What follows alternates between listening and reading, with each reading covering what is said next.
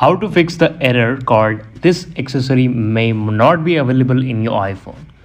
So guys, this video is all about your iPhone compatibility, that which type of resolution or which type of device your iPhone is compatible with. If your iOS version is older or if your iOS version is not updated, so that you can face these type of issue of compatibility, that you cannot access to the latest Wi-Fi version, you cannot access to the latest Bluetooth version.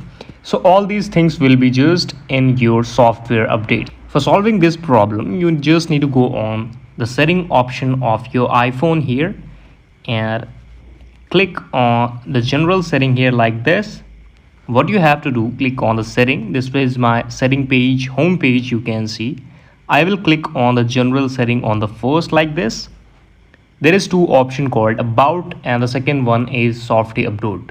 Click on the software update option and it will automatically find that if there is any type of latest type of software here. You can see this is iOS 16.5.1. What I have to do, I will click on the download and install option so that any type of compatibility problem will not happen again in my mobile phone, and it will access to all the highest version of any type of software or any type of wireless connection. This is the video. Thank you so much for watching it. Please subscribe the channel if you liked, and we will meet again with next and the best video with all of you.